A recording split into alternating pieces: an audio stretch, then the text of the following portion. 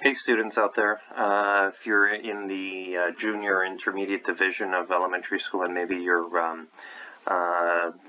doing a novel study on The Little Prince, I've got some notes here about some themes that may help you out, okay, especially if you're learning to inference the theme of a narrative of a text, or possibly even make connections to a text. And if you are studying The Little Prince, maybe these notes will give you a hand. Okay, teachers as well, if you're teaching it, maybe you can look to these notes as a point of reference as well. So the first chapter starts off talking about these two opposing forces. You've got reason and you've got creativity.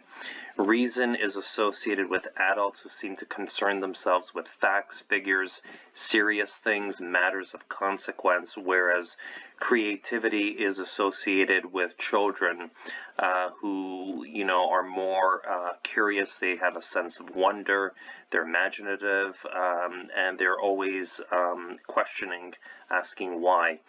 Something that adults, I guess, have lost as they have aged and can no longer recognize. Then you've got the Little Prince going into the Turkish astronomer. That also it's a small little important chapter because it teaches us that adults are taken by superficiality instead of substance. They can't see beyond the surface. They tend to define a person by data and statistics only.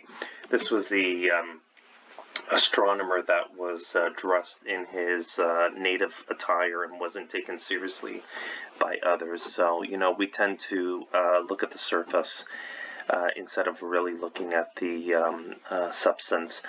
Chapter dealing with the baobabs teaches us that in our daily lives we need to tend to and deal immediately and directly with the little things that crop up. Otherwise, they can easily turn into greater unmanageable problems. They're easy to control if we remain diligent, so it's a question of discipline. That was the key quote from that chapter. Otherwise, these little things can overrun us since they've turned into big problems. So I think that's what the baobabs there represent on the Little Prince's planet. Adults concern themselves with and are motivated by matters of consequence. This quote comes up quite often during the conversations between the Little Prince and the pilot stranded in the Sahara Desert. Issues and situations have implications for them, cause and effect, right? Yeah, it's what adults tend to look at, okay? Implications, cause and effect of rising situations and issues. The concept of love and friendship is valuable and is, in fact, a matter of consequence that shouldn't be overlooked. It should be appreciated. Adults make the mistake of taking pride in knowing a variety of facts and figures, and also pride is associated with being too egotistical.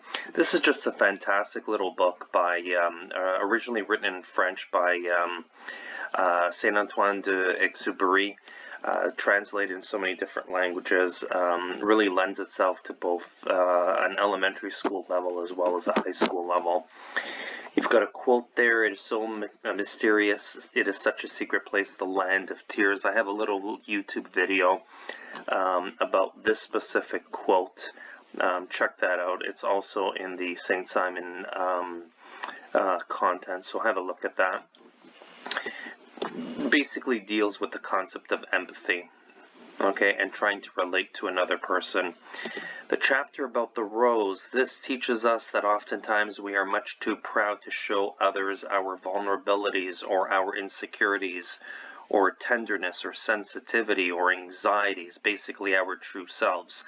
We will hide them behind a wall, behind a facade of lies. For example, we're overly confident or arrogant.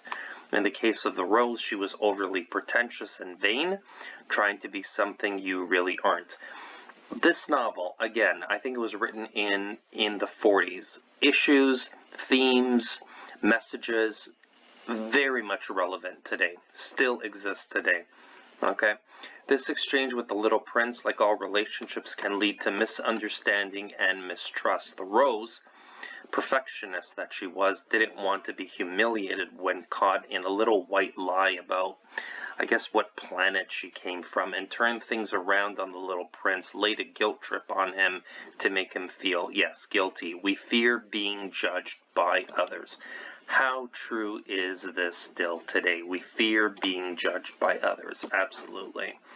The King, chapter about the king. This teaches us about the absurdity, the illogical aspects of life. The king is really an ineffective ruler. He's all show and no substance. He claims to be an absolute monarch. He commands, he forbids, he judges, he executes insubordination only when, quote, conditions are favorable or reasonable. But in reality, this guy has zero power. Okay, so really, you can really talk about just the absurdity of things from this chapter. Okay, the fact of how people sometimes are really all show and no substance. Okay. Conceited man chapter. This teaches us that we shouldn't define ourselves by the amount of validation or praise received from others. For example, social media likes, social media follows or streaks. Look at social media today. At the cornerstone of it is validation and praise. Validation and praise. Okay? This is what people are dying for. Okay? And this is what the conceited man was looking for as well. Are we constant attention seekers? Must we be the center of attention? Is our ego that important to feeling good about ourselves? Questions to ask. Then there was a chapter about the drunkard who is drinking to forget about the fact that he's drinking. This teaches us that when we have a problem, we need to acknowledge it. We need to own it, not give in to self-pity, not be ashamed, not remain stuck, but actually ask for help, set some goals to overcome it, make a plan. Work hard to fill that plan. Otherwise, you're basically going in circles, spinning your wheels. Okay, that was another good chapter. Chapter of the businessman. Do we define ourselves by what we own, by materialism? How much can you possibly have? The businessman does not appreciate or have time to appreciate natural beauty. He simply wants to own it. This makes him a serious person in his eyes. This is the guy who's is he collecting the stars and documenting it? I think so. We need to have a balance in life between work and play. The businessman is also completely absurd and illogical because he serves no purpose. And what he's doing serves no purpose, especially to others, but himself. And ultimately, he's actually delusional. We cannot define ourselves as human beings by what we own, by our vast materialism, or by collecting things, okay? We are more than just stuff, okay? What are we collecting? What are we surrounding ourselves with? Are we taking, these things and defining ourselves by them? The Little Prince points out to the businessman that, by contrast, the fact that he takes care of both his flower and his volcanoes are more useful and of greater importance than anything the businessman is doing. Okay, so here we have really one of the key themes that are beginning to develop here in the story. Taking care of something other than yourself, living in relationship, living in harmony with others. Okay, then you have this very little short chapter about the lamplighter who is faithful, dedicated, disciplined. He speaks to the idea of selfish versus selfless. The Little Prince can actually relate to him and would consider him a friend. He pointed this out to him. So far in meeting all of these crazy, absurd people, the lamplighter was someone that he wanted to befriend. The geographer, here's another absurd guy who has zero concept of geography since he strictly relies on secondhand information gathered from others who he ultimately mistrusts. He ends up questioning their moral character, he says, and he teaches the Little Prince about those things that are ephemeral or short-lived. So here we have another key theme developing. Oh yeah, he was the one that was saying, like a mountain is there. That's important because basically, it's fixed, it's stationary, never changes. We can't document a flower, because a flower ultimately dies. It's ephemeral, it's short-lived, it has a little lifespan. So he wouldn't document that on any kind of map. So here we have a key theme about valuing and appreciating, loving that which you can easily lose. Don't take things for granted. This is a great book. A lot of philosophy in it, a lot of messages, really in every single chapter. Fantastic quotes, by the way. Interesting quotes to reflect upon, underlying meaning. Adults fancy themselves as important as baobabs, people being overly egotistical, full of themselves. That was a great quote. It's always lonely among people. Oh yeah, this was the snake. You know what? People have said that even, social media is also a form of loneliness. People are there looking for validation, but ultimately, in the end, they are quite lonely. The wind blows them, people. Okay, the wind is, it's referring to the people away. They have no roots, which makes life difficult. This is getting back to, living in relationship, having connections with others. Another keynote, when the little prince was on top of the mountain, listening to the echo and looking out onto the barren, arid, dry, harsh, and forbidding landscape, you would consider walking through there. This symbolizes all that is the opposite of a loving, engaging, caring relationship that benefits the heart and soul of both people. That was another very short chapter, but definitely shows that relationship. In the garden of multiple roses, yes, he finds himself in a garden where there are just a plethora of roses identical to each other, but none of them are his rose. He's crying because he doesn't have a connection with any of them. There are so many, but none of them that are special to him. Then you enter the absolute most important key theme of the entire story, when the little prince meets the fox. The fox is teaching the little prince that relationships require work and patience, and more importantly, they can't be neglected, and oftentimes language is a source of misunderstanding. To live in a harmonious relationship involves a bond, creating ties in which both people are dependent. We become responsible on each other for mutual love, mutual respect, trust, and care. And then he says the most famous quote, we see clearly only with the heart. What is essential, truly important in life is invisible to our eyes. So that's to say that healthy, positive, authentic relationships involve a large investment of our time and dedication. Those are the things that really matter in life. Okay, you have to do things with your heart.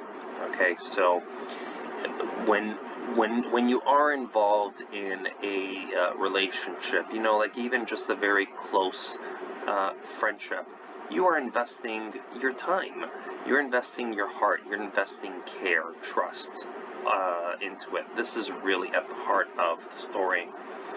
The train switchman chapter, I remember this, teaches us that, we even read The Outsiders. Yeah, we were making connections even to that. Another fantastic novel at the grade 7 level to read.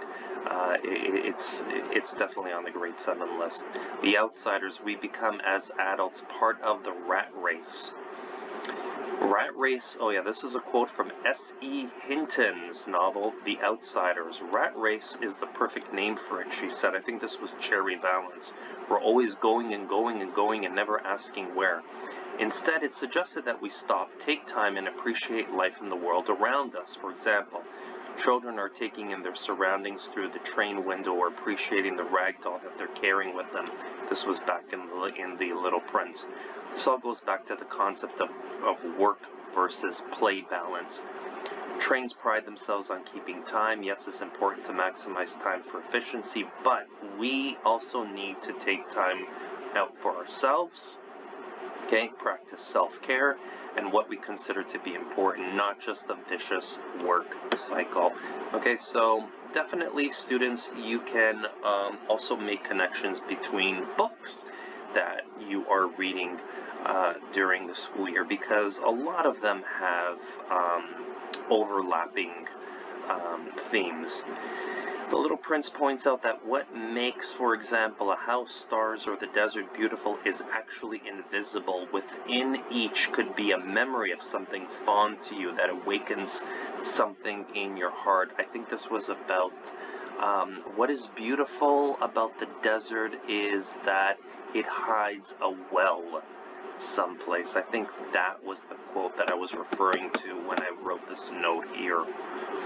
The pilot holding the Little Prince remarks that what he's seeing is nothing but a shell. What is important is invisible. This means we are much more than the superficial. Our thoughts, our emotions, heart, and soul have much greater value than our exterior shell. This is why why eyes are blind. One must look with the heart. Just fantastic, powerful chapter there. The pilot is fascinated by the Little Prince's great loyalty to his Rose. He says, quote, I'm responsible for her and her well-being. Again, relationships take work, patience, and will always face challenges. This is why you risk tears if you let yourself be tamed. It has been said that it's better to have loved and lost than not loved at all. No relationship is perfect. Be prepared for setbacks. This is part of being human and the human experience. If you let yourself be tamed, basically you invest your heart into a relationship. The pilot has grown fond of the Little Prince's sweet laughter. This is towards the tail end when they're parting. Little Prince tells him that gazing at the stars will remind the pilot of his sweet laughter, and console him when he's feeling down. The stars will be like countless bells and laughter. You will have stars like no one else. Elements in nature will also remind us throughout our lives of fond memories shared with family and special friends. Again, the cornerstone of this book, living in relationship, living in harmony. This is definitely a must-read at the elementary level or even at the high school level. Fantastic messages to share with your students. Just a great read. Thanks for tuning in. Hope these little notes helped you if you're reading The Little Prince and inferencing themes or making connections to the text.